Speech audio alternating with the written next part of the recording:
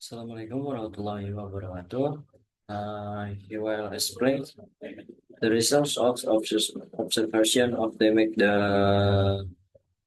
to the wall paint in the CNC laboratory room in L5 building one station floor where the result of the observation include the background result and discussion of the observation, namely the in the certification and maintenance plans where the maintenance plan include A. Maintenance method, B. Maintenance time allocation, C. Maintenance cost, D. Maintenance implementers, E. Maintenance involved in the maintenance mechanism. F. Communication between parties starting from the planning stage, implementation and inspection of maintenance results. G. Implementation of occupational health and safety. Di sini saya sudah membuat observasinya berupa Word dengan judul observasi perawatan kerusakan pada cat dinding ruang kelas laboratorium sains Sinuteli gedung L5 lantai 1. Di sini ada abstrak dan latar belakang. Pada latar belakang ini cat dinding merupakan elemen paling penting yang menciptakan suasana nyaman dan mendukung proses belajar mengajar. Nah, di gedung E5 lantai 1 ini merupakan lantai yang mengalami kotor dan kusam pada cat dindingnya, yang dimana dapat mengganggu fokus siswa, mahasiswa, dan citra institusi. Kerusakan ini dapat disebabkan oleh beberapa faktor, seperti perawatan cuaca, paparan cuaca, aktivitas sehari-hari, dan kurangnya perawatan renal. Oleh karena itu, observasi ini dilakukan untuk mengidentifikasikan jenis tingkat kerusakan pada cat dinding berdasarkan standar yang berlaku. Tujuan penelitian ini bertujuan untuk mengidentifikasi penganalisis strategi integratif dan eksklusif dari pemeliharaan dan perawatan cat dinding. Perumusan masalahnya sendiri yaitu terbagi menjadi dua. Yang pertama adalah bagaimana cara mengidentifikasi kerusakan pada cat dinding sesuai standar yang berlaku. Yang kedua, bagaimana cara merencanakan perawatan dari kerusakan pada cat dinding tersebut.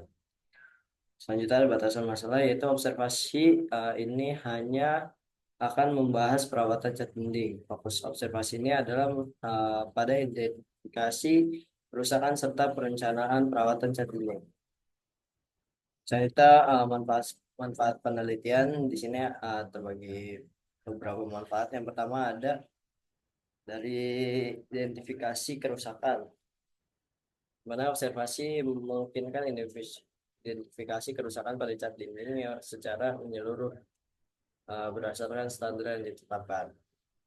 Dua, metode perawatan dengan merujuk pada literatur dan praktik-praktik terbaik.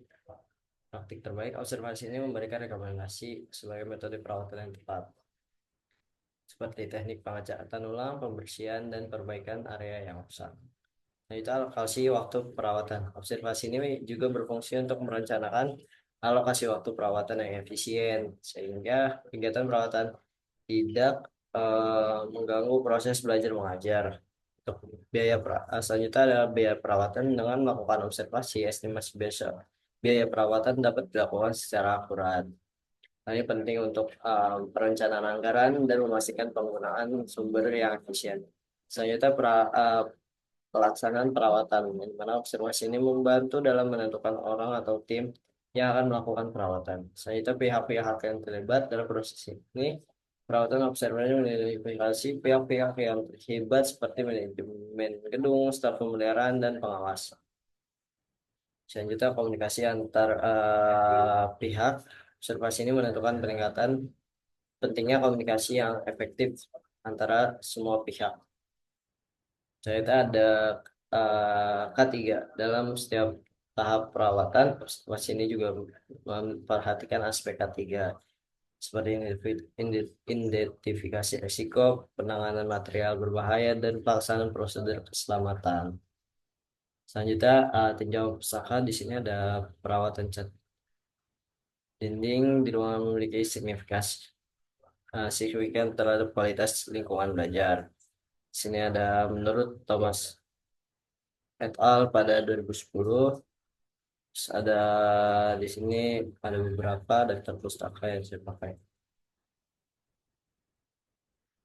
Selanjutnya metode penelitian. Metode penelitian dalam karya ini mengacu pada pendekatan deskriptif dan analitis yang bertujuan untuk mengeksplorasi strategi integratif pemeliharaan dan perawatan cat dinding. Nah, metode yang digunakan mencakup beberapa langkah sebagai berikut. Yang pertama ada studi literatur, di mana studi literatur ini dilakukan untuk mengumpulkan dan menganalisis informasi dari berbagai sumber yang referal, termasuk jurnal dan pemeliharaan. Selanjutnya analisis dampak, di mana data yang dikumpulkan melalui studi literatur dan observasi lapangan dianalisis sebagai kualitatif. Analisis ini bertujuan untuk mengidentifikasi pola dan hubungan antara strategi pemeliharaan yang diterapkan dan durability dari cat tersebut. Selanjutnya rekomendasi dari strategi.